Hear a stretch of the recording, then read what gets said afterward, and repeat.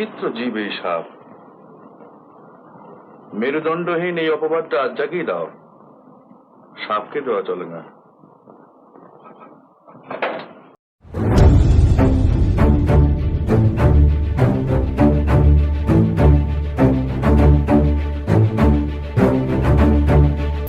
अच्छा, आपने चोर बाजार में कभी हथियार खरीदे? नहीं नहीं। अगर किसी और ने खरीदे हो तो क्या आप उसके बारे में कुछ बता सकते हैं? नहीं नहीं।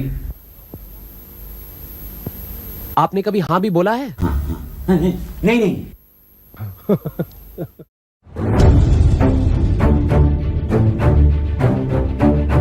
ওই সদর দরজায় একটা নেমপ্লেট দেখলুম, তাতে লেখা আছে সত্যান্বেষী ব্যোমকেশ বক্সী। সেটা কে? আমি। সেটা কি? আমার উপাধি। হ্যাঁ, মানে তোমাকে খুলে বলি, মানে এই ডিটেকটিভ শব্দটা আমার ঠিক পছন্দ নয়, জানো। আমার গোয়েন্দা শব্দটা না কেমন জানো, তাই নিজের খেতাবটা নিজেই নিয়ে নিল। ব্যোমকেশ?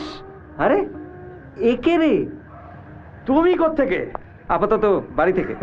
আলাপ করে দিই, আমার বন্ধু অজিত, আর ও হচ্ছে আমার কলেজের বন্ধু অতুল কৃষ্ণ রায়। আমরা সংক্ষেপে ওকে একে রে বলে ডাকতাম। এবারে একটা রাইফেল দিন স্যার। চারপাশে যা চলছে, হাতে একটা কিছু থাকা ভালো। সত্যি গুলি চালানোর ব্যাপারটা রক্তে থাকা দরকার বাটুল। সেটা আমার বা অজিত কারোরই নেই। প্রথমত আপনি জেনে রাখুন, আমি যদি কিছু করব বলে ঠিক করি সেটা আমি করেই ছাড়ি। ম্যাজিস্ট্রেট সাহেবের কিছু হয়ে গেলে তাতে পান্ডেজির ইন্টারেস্ট থাকতে পারে, আমার কিচ্ছু যায় আসে না। কোনো মানুষ যখন মনুষ্য সমাজের ক্ষতি করছে, প্রাণহানি করছে, তার অপরাধ প্রমাণযোগ্য করে তাকে কোণঠাসা করাটা একটা গোয়েন্দার কাজ।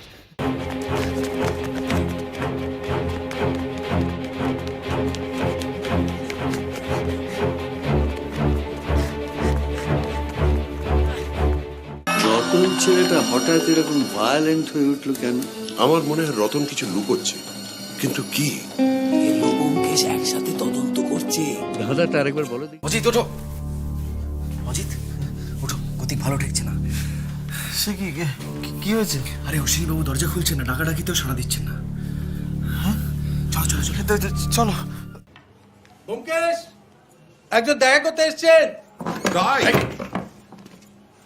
বলুন, আমি আপনার জন্য কি করতে পারি শ্রীমান? ও বিজয় মাধব মুখার্জি। आगे से मेरी हेल्प चाहिए तो कुछ करना मत। तुम खुद मेरे पास और वो पान का बक्सा, कुछ तो गड़बड़। जरूरी है कि कोई गड़बड़ हो? बिना पिताजी ऐसे ही कहीं चले गए होंगे, ये नहीं हो सकता। इस दुनिया में ऐसे ही कुछ भी नहीं होता। আমি আপনার সম্পর্কে অনেক কিছুই জানি ব্যোমকেশ বাবু।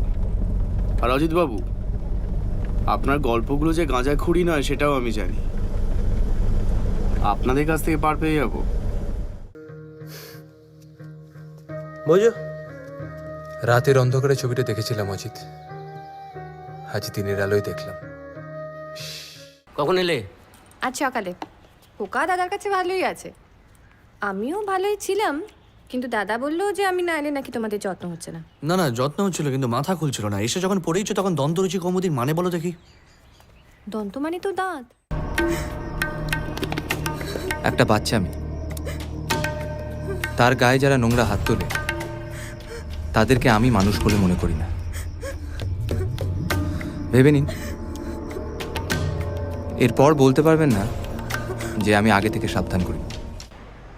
ব্যোমকেশ বক্সী, আপনি আপনি ব্যোমকেশ বক্সী? আপনি আমার মানে আপনি সেই বিখ্যাত?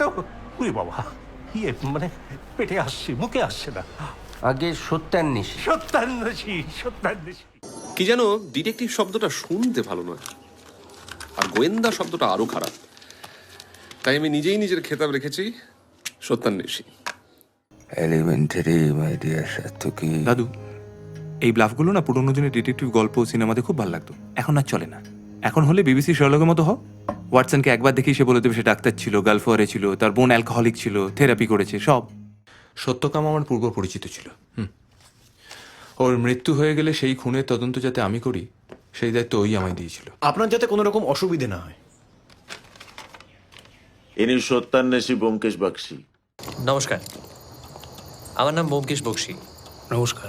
আপনার ভাগ্নে নেংটি আমার পরিচিত, সেই মারফত আমি খবর পেলাম। আর ও অতুল, পুলিশের তরফ থেকে এসছে, আমার পুরনো বন্ধুও বটে, অজিত আমার বন্ধু। কিছু মনে না করলে আমরা একটু বসতে পারি?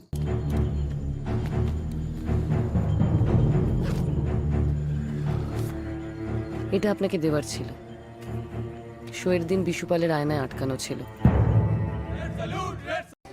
आश्चर्य की बात यह है कि उनके पैर में भी सांपेर दांतेर दाग ছিল। বিদেদের প্রতিশোধ মনে হয় জানেন। আর এই মেজটি তো সরেশ মাল। হ্যাঁ এই বাবা বলে কিনা সব শুদ্ধ জ্বালিয়ে দিলে না কেন? আমার ব্যোমকেশকে দিব্যি একটা চশমা দিয়ে দিলেন। চশমা পরে তো ভালোই লাগছে। তোমার ভালো লাগতে পারে বোঠান, কিন্তু সেটা কথা নয়। এই যে মানিক বাবু একবার চশমা দিয়ে দিলেন, কত বড় ব্লান্ডারটা করলেন তুমি জানো? বুঝেছি, গৌরব পাড়ার ক্যারাম চ্যাম্পিয়ন তো, তাই তোকে চান্স দিতে চায় না। চিন্তা নেই, ব্যোমকেশ ব্যবস্থা করবে। ব্যোমকেশ? কে ব্যোমকেশ? আমি, সবাই আমাকে বোম বলে ডাকে। আমি অজিত, তোদের পাড়ায় পাশাপাশি বাড়ি কিনেছি। পাশাপাশি? হ্যাঁ। চল। ভুল হাত ধরেছেন। মানে যেভাবে হাতটা ধরেছেন তাতে শোল্ডার ডিসলোকেট হয়ে যাবে, কিন্তু তারপর আপনাকেই ওকে ডাক্তারের কাছে নিয়ে যেতে হবে, প্রচুর পেপার ওয়ার্ক করতে হবে। আপনার শিফট তো বোধহয় আর 1 ঘন্টায় শেষ। রাত 9টা অবধি থাকতে হবে, কিন্তু ঝুঁকি নিয়ে লাভ আছে? আপনাকে কে দালালি করতে বলেছে মশাই? আপনি কে? আমি আপনার শুভাকাঙ্ক্ষী।